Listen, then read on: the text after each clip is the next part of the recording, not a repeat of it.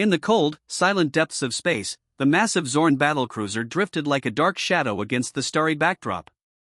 Captain William Krell stood on the bridge, his weathered hands gripping the edge of the command console. He had seen countless alien encounters in his decades of service, but something about this mission felt different.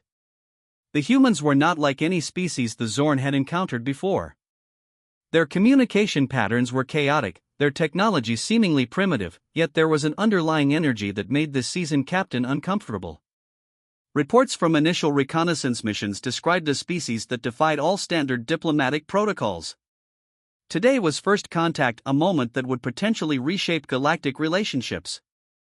The Zorn delegation prepared meticulously, their advanced translation devices humming with complex algorithms designed to interpret every nuance of communication. They expected a formal, structured interaction with human leaders. But children have a way of changing everything. Thomas Miller, an 8-year-old boy, sat beside his father during the initial meeting. While adult diplomats prepared their carefully crafted statements, Thomas looked around the room with unbridled curiosity. His eyes darted from the sleek alien technology to the imposing Zorn commanders, his mind working in ways no sophisticated computer could predict. The room was tense. Zorn commanders wore their traditional ceremonial armor, intricate metallic suits that reflected centuries of military tradition. Their four-fingered hands remained perfectly still, waiting for the human representatives to speak. They had conquered hundreds of civilizations, negotiated with countless species. This should have been routine. Why do you look so strange? Thomas suddenly blurted out, pointing directly at Captain Krell. A collective silence fell over the room. The human diplomats looked mortified. The Zorn delegation shifted uncomfortably, their sophisticated communication protocols momentarily frozen by the child's direct question. Captain Krell expected a reprimand, a diplomatic intervention. Instead, something unexpected happened. He found himself wanting to answer the child's question. "We are from a different planet," Krell responded, his translator converting his native language into perfect English. "Our people have evolved differently from humans." Thomas nodded, his head tilting to one side. "Do you have families? Do you play games? Do you have pets?" Each question was like a tiny probe, breaking through layers of diplomatic armor that had taken generations to construct. The Zorn commanders exchanged glances. These were not the strategic inquiries they had anticipated. The boy's father, James Miller, watched the interaction with a mixture of embarrassment and fascination. He knew his son had a unique way of engaging with the world, direct, honest, completely unfiltered by social expectations. Captain Krell realized something profound was happening. This child was communicating in a way no diplomatic training could have prepared them for. He was connecting, not negotiating. Exploring, not strategizing. The Zorn had advanced technologies that could analyze billion-piece data sets in milliseconds. They had weapons that could destroy entire planetary systems. But they had never encountered something as complex and unpredictable as a curious human child. Thomas continued his barrage of questions. He asked about their spaceship, their home planet, their favorite foods. Each question was delivered with such genuine interest that the Zorn found themselves answering, almost against their professional instincts. Around them, the sophisticated communication systems recorded every moment. Adult diplomats remained silent, watching this unexpected interaction unfold. The child was doing what years of diplomatic training could never achieve, creating a genuine moment of cross-species connection. Captain Krell felt something he had never experienced in his long military career: uncertainty. The small human was changing the entire dynamics of their first contact, and he was powerless to stop it. As the meeting continued, one thing became clear: the Zorn's understanding of communication, diplomacy, and interaction was about to be fundamentally challenged. And it would all start with an 8-year-old boy named Thomas, who saw the universe not as a place of potential conflict, but as a playground of endless possibilities. The first contact had begun, and nothing would ever be the same again. The communication continued, with Thomas showing no signs of slowing down. His questions flowed like a river, each one more surprising than the last. The Zorn commanders, typically rigid and calculated, found themselves caught in the young boy's conversational current. How do you sleep on your spaceship? Thomas asked, his eyes wide with genuine curiosity. Captain William Krell hesitated for a moment. In all his years of military service, he had never been asked such a simple, personal question during a diplomatic meeting. We have specialized pods that maintain our body temperature and provide necessary rest cycles, Krell explained, surprised by his own willingness to share such detailed information. James Miller watched the interaction with growing fascination. His son had always been different, a child who saw no boundaries between himself and others. Where most children might be intimidated by alien commanders, Thomas saw potential friends. The Zorn delegation had prepared for countless scenarios. They had sophisticated communication protocols, advanced translation technologies, and centuries of diplomatic experience. But nothing could have prepared them for Thomas's approach. Do you have families? Thomas continued, leaning forward. Do you have children like me? The question hung in the air, unexpected and profound. The Zorn commanders exchanged glances. Their society was built on hierarchy and military precision, not emotional connections. Children were viewed as future soldiers, not individuals with feelings. One of the senior commanders, a veteran of multiple galactic conflicts, found himself unexpectedly softening.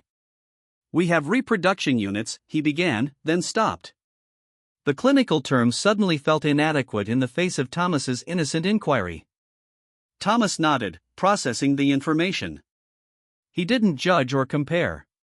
He simply listened and learned, his mind absorbing information like a sponge. The Zorn realized they were being studied just as intently as they were studying the humans. Outside the meeting room, advanced communication systems recorded every moment. Linguists and diplomats from both species would analyze this encounter for years to come. But in this moment, it was simply a boy and a group of alien commanders, trying to understand each other. Can we be friends? Thomas suddenly asked, a smile spreading across his face. The concept of friendship was alien to the Zorn.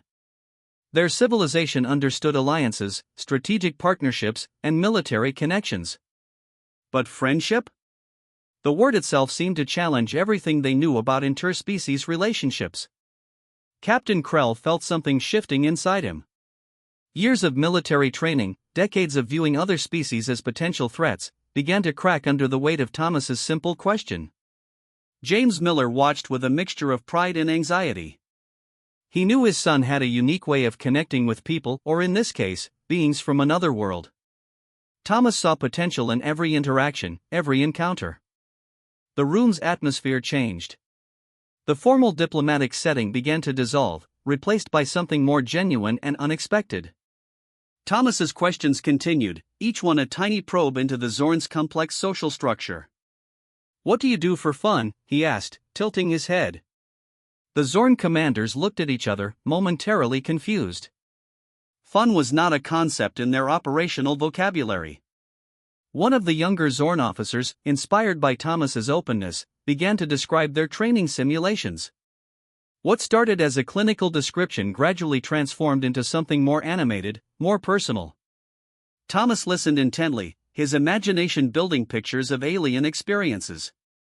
He didn't see difference as a barrier but as an opportunity to learn and connect. The diplomatic meeting was no longer following any standard protocol. It had become something entirely new, a genuine exchange of curiosity and understanding. Captain Krell realized they were experiencing something revolutionary. This child was breaking down barriers faster than any diplomatic mission in galactic history. Thomas wasn't negotiating, he was simply being human, open, curious, and wonderfully unpredictable. As the encounter continued, one thing became crystal clear. The Zorn's understanding of communication and connection was about to be fundamentally transformed. And it would all start with an 8-year-old boy who saw the universe as a place of endless wonder and potential friendship. The unexpected encounter was just beginning, and nothing would ever be the same again. As the diplomatic meeting continued, James Miller observed the remarkable interaction between his son and the Zorn commanders. Thomas seemed oblivious to the historical significance of the moment, approaching the alien beings with the same innocent curiosity he might use when meeting new children at a playground. The Zorn delegation had entered the room expecting a formal, calculated interaction.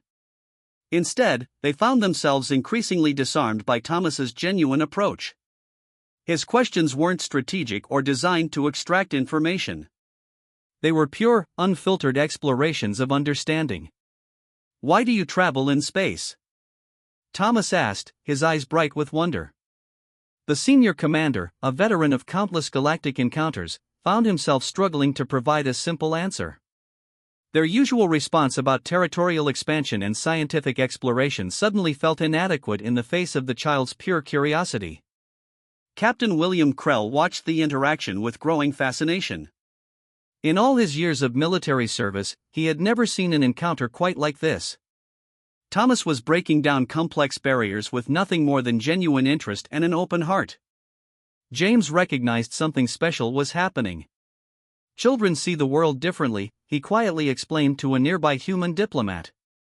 "They don't understand boundaries, prejudices, or historical conflicts. They just see potential friends." The Zorn commanders began to realize that humans, particularly their young, possessed a revolutionary approach to communication. Each of Thomas's questions seemed to reveal more about the universality of curiosity and empathy than any diplomatic document could ever capture. Thomas continued his exploration, asking about the Zorn's daily lives, their home planet, and their favorite things. He didn't see them as alien or threatening. To him, they were simply interesting beings with stories to share. One of the younger Zorn officers found himself answering with increasing openness. Thomas's approach was so different from any diplomatic encounter they had experienced. There were no hidden agendas, no strategic negotiations, just pure, honest communication. "Do you have games on your planet?" Thomas asked, leaning forward with excitement. The commanders exchanged surprised glances. Games were not something typically discussed in formal diplomatic meetings. Slowly, almost imperceptibly, the room's atmosphere began to change. The rigid formal setting started to soften. The Zorn commanders, trained in centuries of military protocol, found themselves sharing personal stories they had never intended to reveal. Captain Krell realized they were experiencing something unprecedented. This child was doing what years of diplomatic training could never achieve, creating genuine connection. Thomas didn't see differences as barriers, he saw them as opportunities to learn and understand. The translation devices hummed, converting not just words but the subtle nuances of emotional communication. Thomas's approach was breaking through layers of cultural and species-based misunderstandings that had existed for generations. James watched with a mixture of pride and amazement. His son had a unique ability to connect with people, or in this case, beings from another world. Where adults saw differences, Thomas saw only potential friendships. The Zorn began to understand a fundamental truth about communication. It wasn't about strategic positioning or gathering intelligence. It was about genuine human connection, something their advanced civilization had somehow missed. Thomas's questions continued, each one a tiny window into a different way of understanding the universe. He asked about their families, their hopes, their dreams. Concepts that seemed simple to a child were revolutionary to the Zorn's structured society. As the encounter progressed, the lines between diplomatic meeting and genuine conversation began to blur. The Zorn commanders found themselves sharing stories they had never intended to tell, caught in the magnetic pull of Thomas's genuine curiosity. Captain Krell felt something shifting inside him. Years of military training, decades of viewing other species as potential threats, were crumbling under the weight of a child's simple, honest approach to understanding the world. The room was no longer just a diplomatic space. It had become a bridge between two entirely different civilizations, connected by the pure, unfiltered curiosity of an 8-year-old boy. As the unexpected lesson continued, one thing became abundantly clear: sometimes the most profound understanding comes not from sophisticated strategies or advanced technologies, but from the simple, open heart of a child who sees the universe as a place of endless wonder and potential friendship. The diplomatic chamber hummed with an unusual energy as Thomas continued his exploration of the Zorn commanders. What had begun as a formal first contact had transformed into something entirely unexpected. His seemingly random questions were slowly revealing profound insights about connection and understanding. Captain William Krell watched carefully, his experienced military mind struggling to comprehend how a child could dismantle centuries of diplomatic barriers with such simple curiosity. Thomas leaned forward, his eyes bright and completely unafraid of the massive alien beings surrounding him. "What do you do when you're sad?" Thomas asked, catching the senior Zorn commander completely off guard. In all their advanced technological development, no one had ever asked about their emotional experiences. The commander hesitated. Their society didn't typically discuss emotions. Feelings were considered weak, a distraction from strategic thinking. But something in Thomas's genuine question demanded an honest response. We have meditation chambers," the commander finally responded, his translator rendering the words with unexpected softness. "Places where we can process complex emotional experiences." James Miller, Thomas's father, observed the interaction with quiet amazement. His son had always been different, a child who saw beyond surface differences, who could connect with anyone regardless of their background. Thomas nodded, processing the information. He didn't judge or compare. He simply listened, his mind absorbing details about these alien beings with remarkable openness. The Zorn realized they were being studied just as intently as they were studying the humans. Each question became a tiny probe, breaking through defensive protocols that had taken generations to construct. Thomas asked about their childhood experiences, their dreams, their fears. Concepts that seemed simple to a child were revolutionary to the Zorn's structured society. The younger Zorn officers found themselves increasingly captivated. Their training had prepared them for strategic negotiations, for potential conflict. But no protocol could have prepared them for a child's pure, unfiltered approach to communication. "Do you play games?" Thomas asked, his head tilting with genuine curiosity. The concept of play was almost alien to the Zorn, whose society valued strategic training above all else. One of the commanders began describing their training simulations. What started as a clinical explanation gradually transformed into something more personal, more vulnerable. Thomas listened with complete attention, his imagination building pictures of alien experiences. Captain Krell felt something fundamental shifting. Decades of viewing other species as potential threats were crumbling under the weight of a child's simple, honest approach to understanding the world. The communication systems recorded every moment, though no advanced technology could truly capture the subtle emotional exchange happening in the room. Thomas was doing what years of diplomatic training could never achieve, creating a genuine moment of cross-species connection. "Can we be friends?" Thomas asked again, his smile spreading across the room like a wave of unexpected warmth. The Zorn commanders exchanged glances. Friendship was not a concept in their operational vocabulary. Their society understood alliances, strategic partnerships, military connections. But friendship? The word itself seemed to challenge everything they knew about interspecies relationships. Outside the meeting room, experts from both species watched in astonishment. This was not a standard diplomatic encounter. This was something entirely new, a bridge being built not through complex negotiations, but through the pure, unfiltered curiosity of a child. James watched with a mixture of pride and wonder. He knew his son had a unique way of connecting with people. Where adults saw differences, Thomas saw only potential for understanding. As the encounter continued, the rigid formal setting dissolved. The Zorn's sophisticated communication protocols began to break down, replaced by something more genuine and unexpected. Thomas's questions continued, each one a tiny window into a different way of understanding the universe. Captain Krell realized they were experiencing something revolutionary.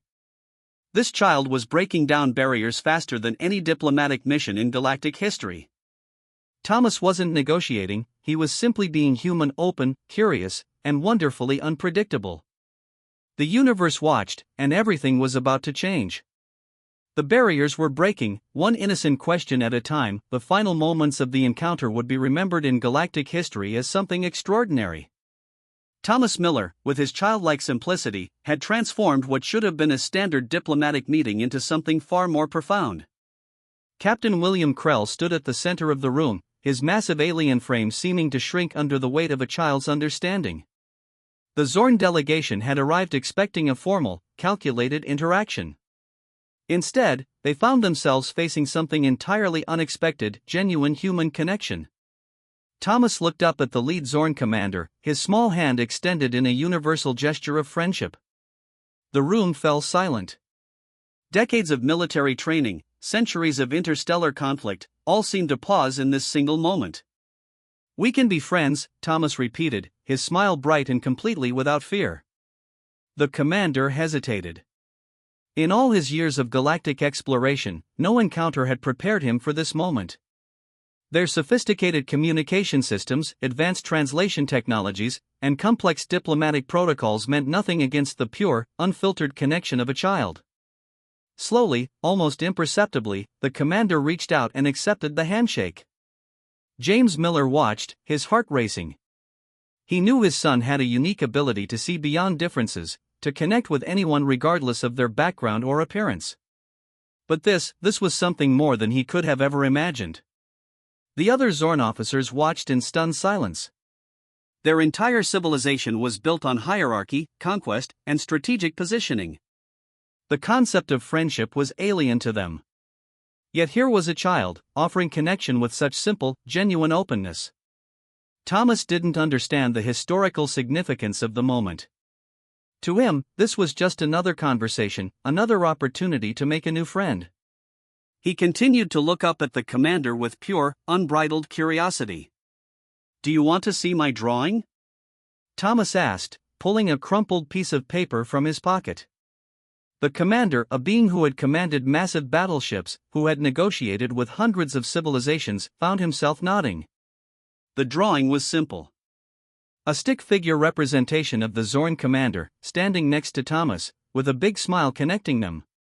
It was childish, imperfect, and absolutely perfect. Captain Krell realized they were witnessing something revolutionary. This child was doing what years of diplomatic training could never achieve, creating genuine understanding through pure, emotional connection. The translation devices continued to hum, capturing every nuance of the interaction.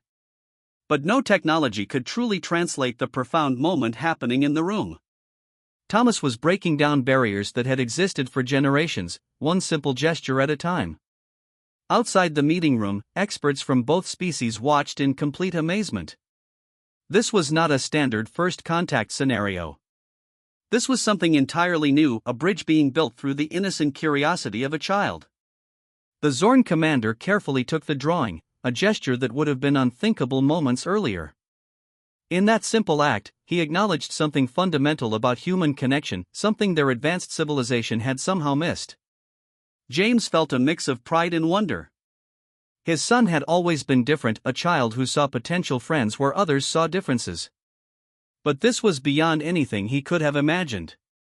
As the encounter drew to a close, the room was filled with a sense of something transformative.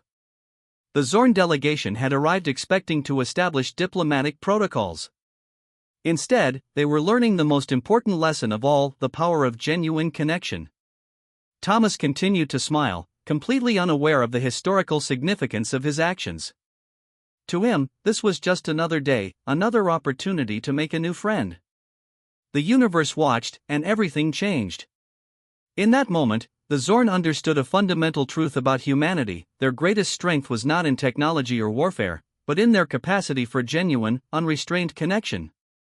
A truth revealed by an 8-year-old boy who saw the world not as a place of conflict, but as a playground of endless possibilities. Sometimes, the most profound diplomacy comes not from strategic minds, but from the pure, unfiltered perspective of a child.